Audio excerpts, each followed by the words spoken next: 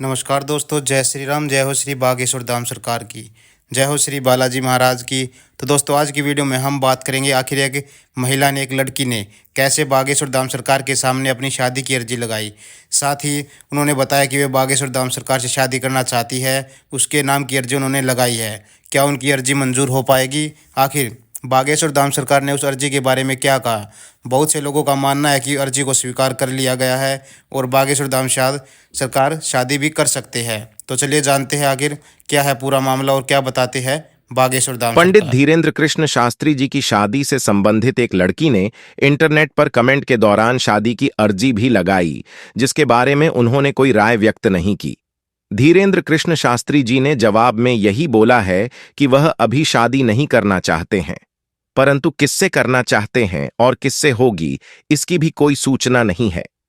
धीरेन्द्र कृष्ण शास्त्री जी का कहना है कि वे अपने माता पिता की अपेक्षा सेवा गुरु की इच्छा से ही शादी करेंगे, जिससे उनके माता पिता जी कहें वे उसी से शादी कर लेंगे।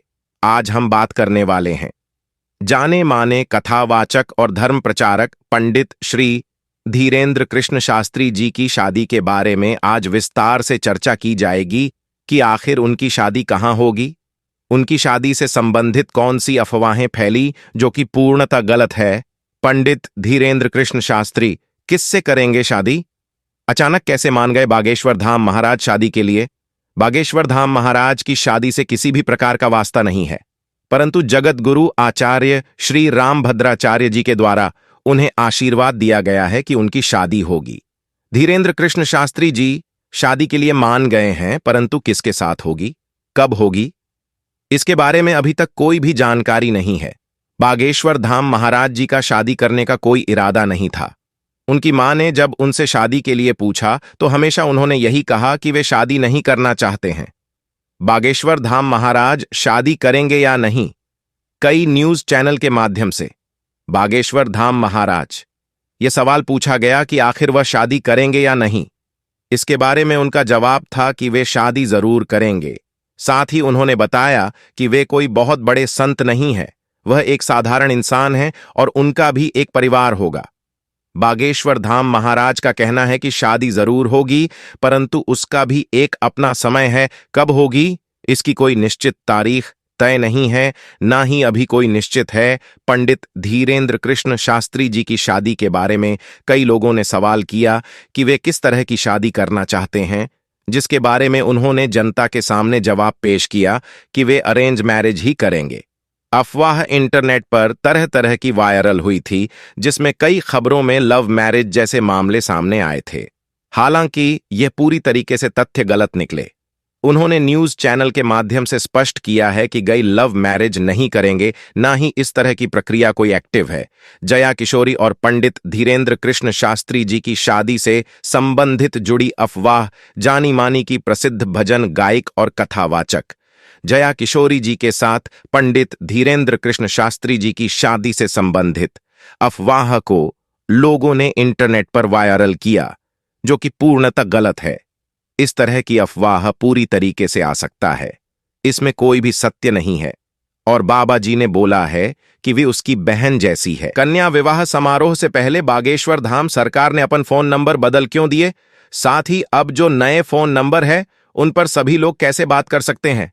चलिए देखते हैं क्या बताते हैं बागेश्वर धाम। तो आपको बता दें कि धाम के नंबर के बारे में कई तरह की सोशल मीडिया पर अफवाह है, फैलाई जा रही हैं और गलत नंबर बताए जा रहे हैं।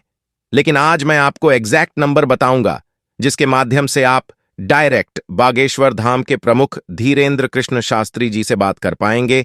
8125512371 ये कॉन्टैक्ट बागेश्वर धाम का ऑफिशियल कॉन्टैक्ट है, जिसके माध्यम से आप किसी भी समय बागेश्वर धाम के प्रमुख धीरेन्द्र कृष्ण शास्त्री जी से संपर्क बना पाएंगे। आज के इस आर्टिकल में हम बात करेंगे कि कैसे बागेश्वर धाम से जुड़ा जा सकता है और कौन से कॉन्टैक्ट है जिनके माध्यम से डायरेक्ट बागेश्वर धाम के प्रमुख जितेंद्र कृष्ण शास्त्री जी से बात हो सकती है। बागेश्वर धाम का दूसरा कॉन्टैक्ट 9630312209 यह है, जिसके माध्यम से आप बागेश्वर धाम कार्यालय से कोई भी जानकारी प्राप्त कर सकते हैं, दरबार के बारे में जानकारी ले सकते हैं और धाम पर करने वाली पेशी के बारे में भी पूछ सकते हैं। ज्यादातर भक्तों को कांटेक्ट की जरूरत तब पड़ती है जब बागेश्वर धाम पर किसी विशेष कार्य को करवाना होता है या फिर किसी गरीब कन्या के विवाह का आयोजन करवाना होता है। बागेश्वर धाम की हर खबर को जानने के लिए आप सोशल मीडिया का इस्तेमाल कर सकते हैं, क्योंकि YouTube की कम्युनिटी में और Instagram की स्टोरी में बागेश्वर धाम की हर अपडेट को उजागर किया जाता है और पाल पाल की खबर को अपने भक्तों के साथ शेयर किया जाता है। सोशल मीडिया के कई प्लेटफॉर्म जहां पर आप बागेश्वर धाम को देख सकते हैं, मगर आपको यह कंफर्म करना होगा कि आखिर में बागेश्वर धाम का ऑफिशियल अकाउंट कौन सा है, क्योंकि सोशल मीडिया पर कई तरह के फेक अकाउंट बनाए गए हैं और लोगों को गुमराह किया जा रहा है। बागेश्वर धाम की ऑफिशियल कॉन्टैक्ट से आप बागेश्वर धाम के प्रमुख धीरेंद्र कृष्ण शास्त्री जी के द्वारा होने वाली कथा के बारे में जान सकते हैं। और यदि आप कथा का आयोजन करवाना चाहते हैं तो इसके लिए आपको बागेश्वर धाम के कार्यालय से संपर्क करना होगा, जिसके लिए आप बागेश्वर धाम के दूसरे कांटेक्ट से पता कर सकते कांटेक्ट नंबर से कथा की यह नहीं बल्कि हर अपडेट की जानकारी प्राप्त की जा सकती है। लेकिन आपको इन कांटेक्ट के अलावा सोशल मीडिया के प्लेटफॉर्म का भी इस्तेमाल करना होगा। बागेश्वर धाम में केवल कांटेक्ट की ही नहीं बल्कि कई तरह की अफवाह फैलाई जाती है, जिसमें बागेश्वर धाम को निचला स्तर का दिखाने का प्रयास किया जाता है। बागेश्वर धाम सरकार के जो कांटेक्ट कभी नहीं हुए उनके बारे में बता दिया जाता है। साथ ही बाबा जी बोलते हैं धोखेबाजों से भी बचकर रहना है। बागेश्वर धाम पर होने वाले हर वर्ष की तरह इस वर्ष 2024 में 151 सामूहिक कन्या विवाह की तैयारियां जोरों से होने लगी हैं। अब सवाल यह होता है कि बागेश्वर धाम पर किन बेटियों की शादी होगी, क्योंकि सभी लोग चाहते हैं कि मेरी बेटी की शादी हो जाए, मेरी बेटी की शादी हो जाए। हालांकि ऐसा बागेश्वर धाम धीरेंद्र कृष्ण शास्त्री नहीं चाहते कि गरीब कन्याओं की शादी ना हो सके। पंडित धीरेंद्र कृष्ण शास्त्री जी ने कहा था कि धाम पर ऐसी बेटियों के विवाह किए जाएंगे जो अनाथ हैं, जिनके माता पिता नहीं है, गरीब परिवार की, जिनके माता पिता शादी करने योग्य नहीं है, असहाय है। ऐसी बेटियों की शादी धाम पर की जाती है।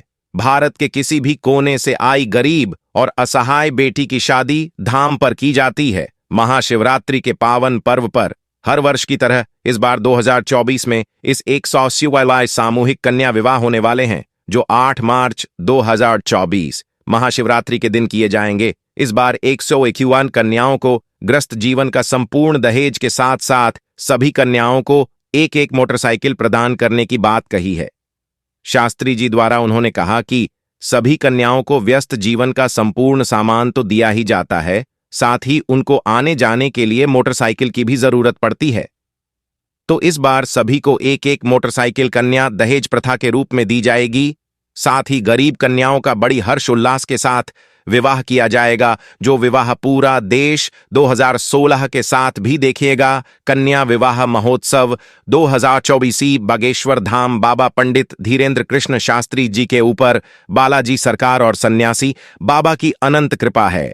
बागेश्वर धाम पंडित धीरेंद्र कृष्ण शास्त्री जी द्वारा हर वर्ष की तरह 2024 में भी। दोस्तों, आज की वीडियो में हमने आपको बताया कि आखिर कैसे एक लड़की ने बागेश्वर धाम सरकार के सामने अपनी शादी की अर्जी लगाई। क्या उसकी अर्जी मंजूर हो पाई, आपने वीडियो में देखा होगा। दोस्तों, आज की वीडियो में बस इतना ही। वीडियो आपको कैसी लगी कमेंट बॉक्स में ज़रूर बताइएगा। साथ ही वीडियो को लाइक और चैनल को सब्सक्राइब करना ना भूलें। जय श्री राम, जय श्री बागेश्वर धाम सरकार।